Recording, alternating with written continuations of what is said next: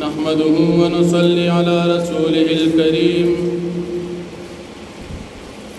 أما بعد فأعوذ بالله من الشيطان الرجيم بسم الله الرحمن الرحيم أفحسب الذين كفروا أن يتخذوا عبادي من دوني أولياء إنا أعتدنا جهنم للكافرين نزلا صدق الله العظيم. سورة الكهف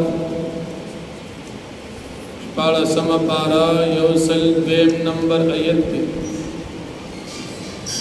دیرو کو دمخ کی سر ربط او مناسبت دادی د سورت ابتدانا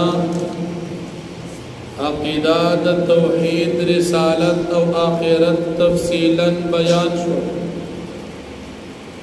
اس دا سورت پا آخرنے رکو کی دادرے واڑا مضامین مختصراً اجمالاً ذکر کی. اولنی آیت دا دی رکو کی دا مشرکانو دا شرک تردید اللہ پاک ذکر کی چدا کافران زما بندگان پا خدای باندی نسی او د دوی خیال دادی چې زمونږ دا کار صحیح دی او مونږ ته به عذاب نه ملاویږي. د دوی دا خیال دا صحیح نه دی، دوی له مونږ جهنم تیار کړی دی چې دا به د دوی د مېلمستیا ځای وي. او د دې نه علاوه پیغمبر علیه السلام دې کافرانو ته په دنیا کې هم دا پیغام او خبرداری ورکړه چې په دنیا کې تاسو ته زه ډېر تاواني سړی وښیم، ډېر تاواني انسان په دنیا کې هغه دی چې کوي د ګناه کارونه او د ده خیال دا وي چې زما کارونه د نیکۍ دي. د ده خیال دا دی چې ما خو ډېر نیک اعمال کړي دي لیکن اعمال د ده نیک نه وي، بد وي. د خیال داوی چې ما ته په دې اعمالو باندې اخرت کې جنت ملو شي لیکن خیال د صحیح نه وي. د اعمال چې وي هغه د جهنم والا اعمال وي. دا سړی په دنیا کې ډېر غټ تاواني سړی او په آخرت کې به هم د لوی تاوان سره مخ کېږي. عمل د قبلېدو دپاره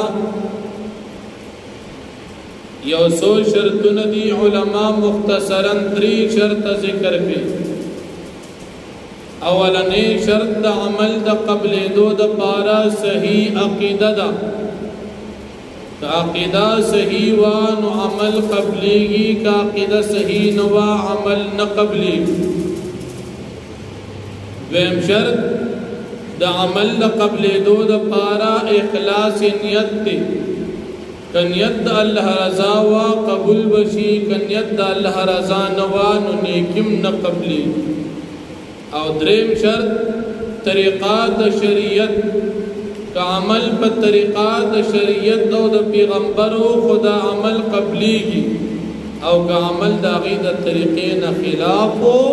دا عمل دا حس کل نقبلی. کب دنیا کی دا 3 شرطنا دا پا عمل کی او دا سړی کامیاب دی او ګټې والا دی.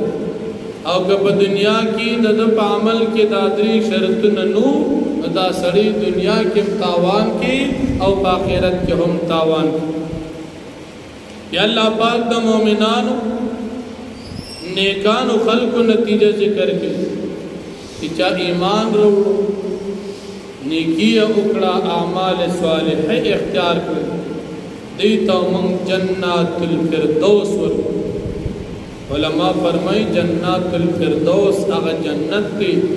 چی دا کم جنت تا دا کم جنت نا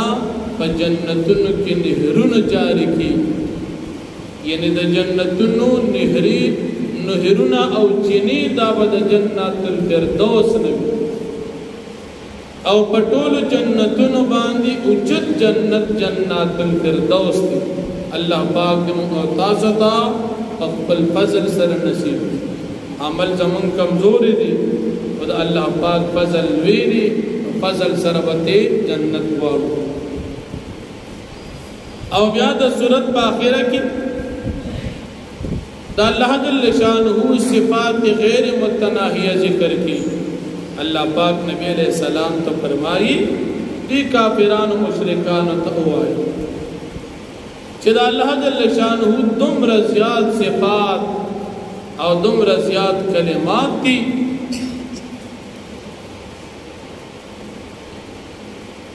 کچری دی ابو او دریابونو نسی جوړ شي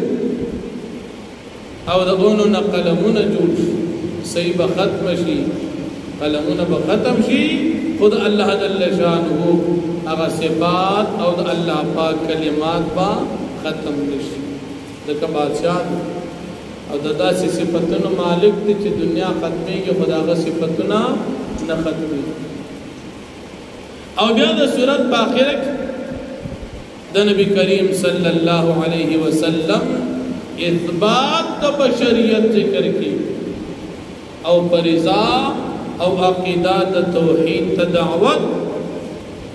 او تردید د عقیده د شرک په اخرنی آیت کې ذکر کی نبی علیہ السلام ته الله پاک فرمایي چې د کافرانو ته وایا چې زستا سو پشان یو سړی او بشر یم زما او استاد سو فرق دا دی چې ما ته وحی کیږي پیغمبر یا محتاج پیغمبر نه وحی درکنه کی نور زم استاد پشان یو انسان یم څنګه چې د دنیا ضرورت ته تاسو محتاج یې زم محتاج اوس الله منم داغه تابعداري کو او تاسو د مکه مشرکان الله نه مانی داغه تابعداري نه کوي یو خدای نبی علیہ السلام اثبات د بشریت ذکر کیږي زمونږ د مسلمانان ایمان دا چې نبی کریم صلی الله علیه وسلم دا بشر انسان د حضرت عبد الله سے او د بیبي آمینه زویو او د عبد المطلب سے وسیو او د هاشم سے کړوسیو او د عبد مناف کوتیو او په مکه مکرمه کې پیدا شوی سلوی کاله د نبوت ملاویدون وړاندې جون تیر کړو او دیار لسکاله مکه کې د نبوت نه بعد وخت تیر کړو او لسکاله د نبوت نه بعد په مدینه منوره کې تیر کړو او درش په تکال عمر کې دنیا کې وفات شو دا انسان بشر ذکر الله پاک نبی علیہ السلام ته فرمایي دي خلق ته وایا چې زګوري بشر یم دي سنت نوړان دي پسوري بن اسرائیل کې د مشرکانو تمناګان تیر شوي چې مشرکان وایي چې مونږ ته دا پیغمبر انسان ناتنو فرشتي براغلي چې مونږ ته پیغام چا راوړو انسان ولې وروړو فرشتي دي راغلي نبی علیہ السلام انسان و ذکر سوال انسان نو سوال خود ضرورت نو نبی علیہ السلام پا اعتبار دا ذات سر بشر دی بشر او پا اعتبار دا مرتبی او روحانیت سر نور دی اسمانون سفر کئی دا نورانیت غالب دی پزمکا باندې نور جون تیری بشریت پزمکا باندې دی وجنا پیغمبر ته الله پاک هغه مقام ورکړي چې نور والا فرشتو ته دی ورکړي نو پیغمبر کې نورم دی او بشریت دا زمونږ د سلور مذهب مسلمانانو عقیده ده د دې په خلاف د بریلیانو عقیده بریلیان بھی پیغمبر بشر ندی دا صرف نور دی نو د دې وجنا دا بعضې جهلا په صف کې ورته زیم پرېږدي وایي زمونږ پیغمبر راځي او دلته ودرېږي صف کې د بعضې علاقو کې زیم پرېږدي نو بې وقوفه خو دومره دي چې په صف کې پرېږدي خو په مسله ورته پرېږدي او بیا د دې سره د دې یو بل شرکی عقیده هم تړلې ده پیغمبر نور دی نو زمونږ مجلسونو ته شرکت کوي زمونږ مجالس ته حاضري کوي هغې ته دې عقیده د حاضر ناظر وایي زمونږ هر مجلس کې پیغمبر علیه السلام هغه حاضري کوي ځکه دوی بریلیان عقیده دا ده چې پیغمبر علیہ السلام بشر نه دی نور دی نو موږ وایو چې نه نور کې کمال نشتا کمال په بشر کې دی فرشتي پیدا د نور نه دي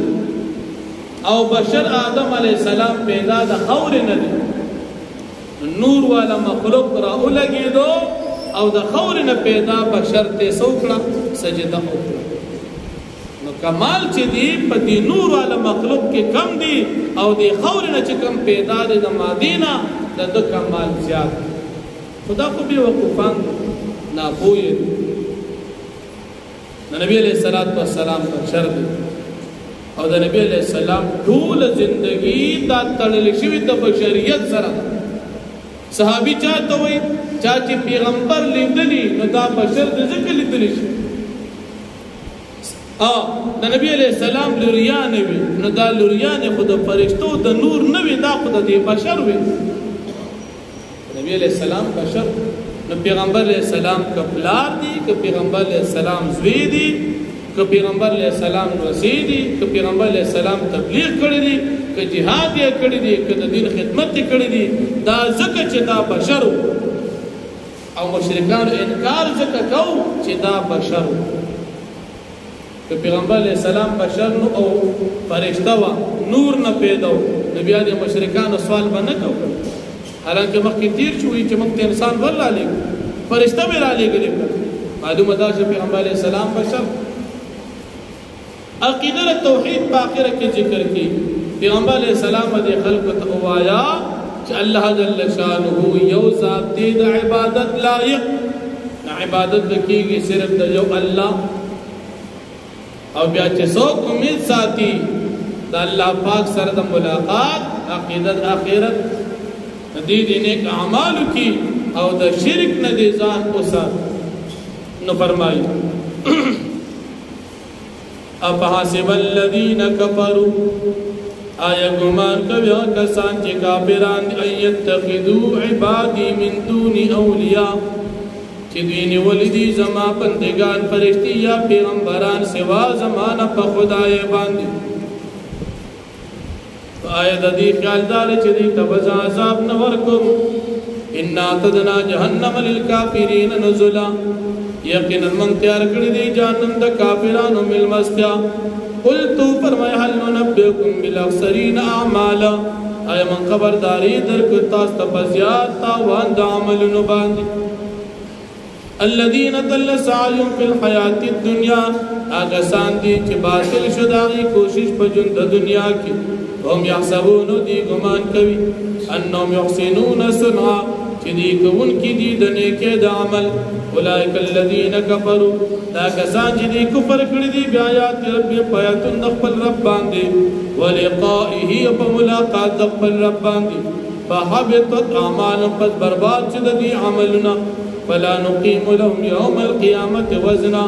پس من بقایم نکو د دوی د پاره پورس د قیامت د عملونو وزن او درندواله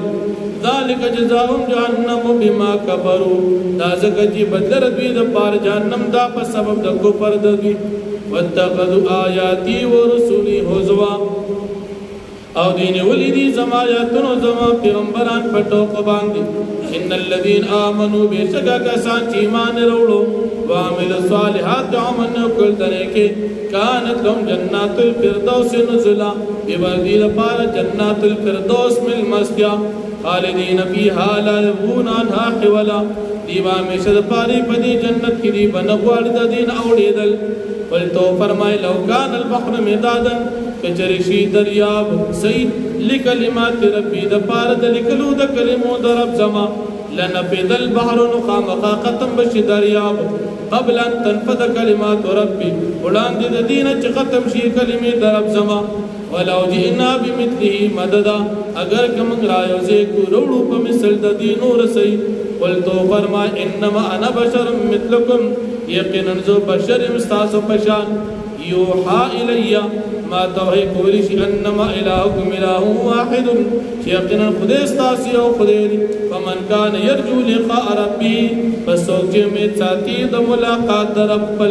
فليعمل عملا صالحا پس دې عمل کی عمل تنه